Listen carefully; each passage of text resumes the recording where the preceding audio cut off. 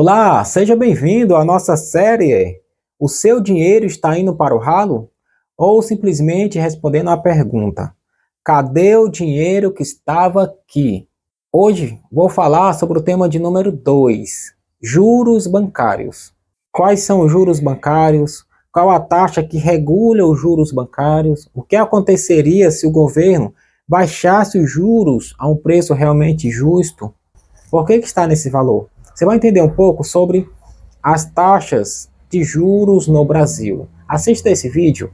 Meu nome é Rony e esse é o canal de Tudo Um Pouco.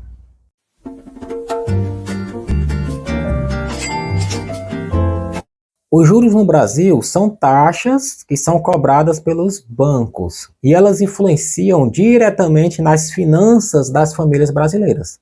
As principais são cheque especial, cartão de crédito e empréstimos. O Brasil tem a segunda maior taxa de juros do mundo. Não é da América do Sul, é do mundo. Então, as taxas de juros no Brasil são muito altas, é uma taxa alta, altíssima. Perde apenas para a Rússia. Como você pode ver aqui, o Brasil se encontra em segundo lugar. Estados Unidos está lá embaixo com a taxa ali, em média, 1%, né? Chega nem a 1%. Em muitos países está ali na faixa de 1, 2, 3%.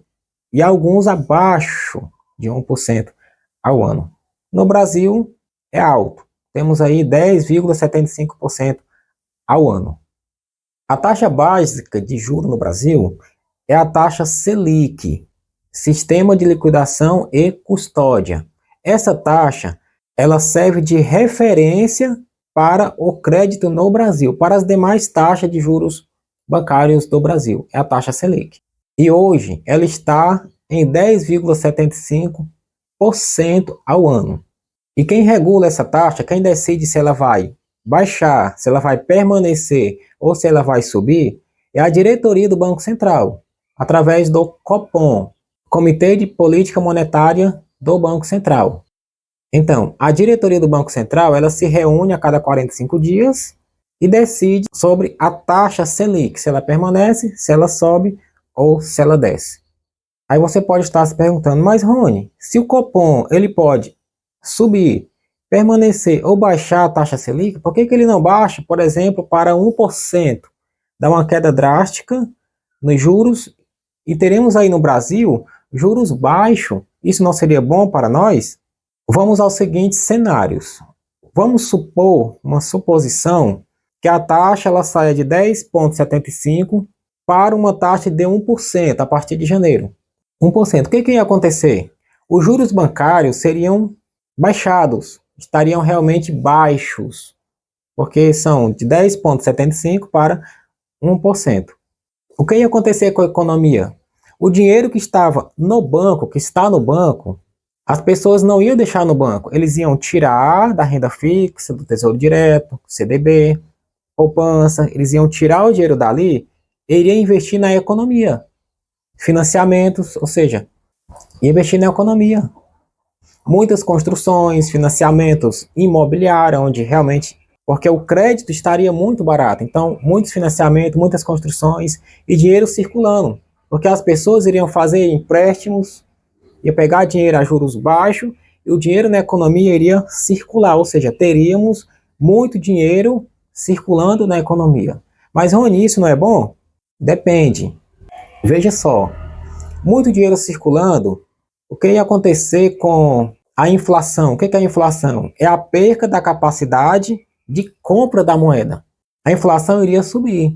O arroz que você compra de R$50, que nós compramos de R$50, R$40, ele iria para 60, 70, 80, R$100. O saco de cimento que hoje, R$55, ele iria para 80, 90, 100. Ou seja, a inflação iria subir de tal maneira que as coisas iriam praticamente dobrar e subir, subir, subir, e a inflação perderia o controle.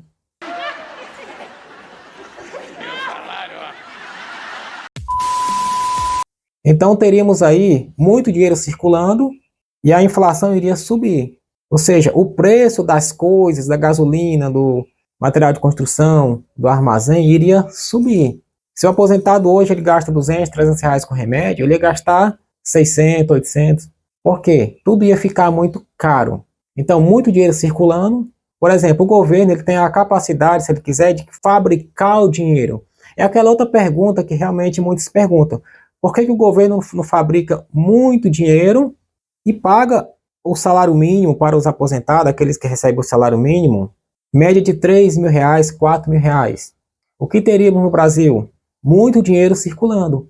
E se há muito dinheiro circulando no comércio, nas lojas, as coisas iriam o quê? Aumentar. A inflação iria subir. Então, se o governo baixa demais a taxa, muito dinheiro ia circular e a inflação iria o quê? Subir. Então, a taxa Selic, ela é o mecanismo do governo para controlar a inflação.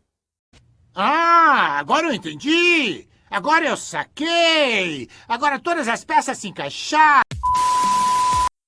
E essa taxa, ela influencia diretamente nos juros do cartão de crédito, dos empréstimos, no rendimento do seu dinheiro, né, do nosso dinheiro que está no banco, guardado, investido, no CDB, Tesouro Direto, entre outros investimentos. Então, tudo isso está atrelado à taxa Selic. A taxa Selic ela tem influência muito grande no sistema financeiro, inclusive atinge a mim e a você, porque o nosso dinheiro está lá e depende da taxa Selic. Nosso dinheiro pode render pouco ou pode render um pouco mais. Os juros bancários pode ser um pouco mais barato ou pode ficar caro. Então depende de cada situação. Então, para controlar a inflação, o governo ele aumenta a taxa Selic. Aí as pessoas, aqueles que realmente têm dinheiro, eles pegam o dinheiro e guardam no banco, eles investem ali no banco. Por quê? Porque vai ter um rendimento interessante.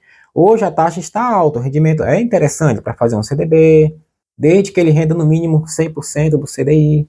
Na hora de investir você vai ver lá, então no mínimo 100% do CDI. A poupança não é um bom negócio, a poupança não é interessante, porque todos os investimentos ganham da poupança e ganham disparado. Talvez não em pouco tempo, assim para início rápido, mas a longo prazo a diferença é grande entre a poupança, o rendimento da poupança e o rendimento de qualquer investimento. Então até um CDB que rende pelo menos 100% do CDI, importante não perder muito seu dinheiro, às vezes é interessante, às vezes não, então pode ser com um resgate imediato. Quando você precisar, na mesma da hora ou até um dia útil, dependendo, é interessante também. Então a taxa Selic, ela é utilizada pelo governo justamente para isso, para controlar a inflação.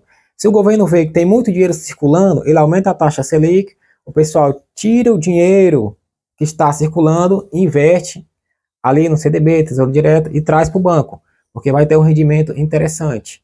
E com isso o dinheiro diminui de circulação e controla um pouco a inflação. Se não tem muita procura, se não tem muito dinheiro circulando, então o preço das coisas vai estar um pouco controlado, né? Dá uma freada, dá uma baixada.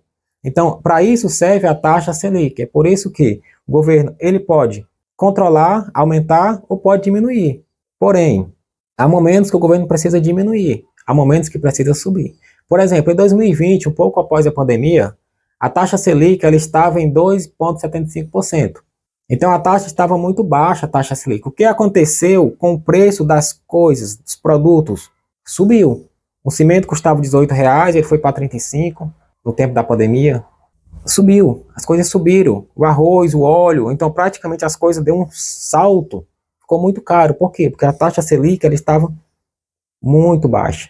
Muito dinheiro circulando. Isso elevou o preço das coisas.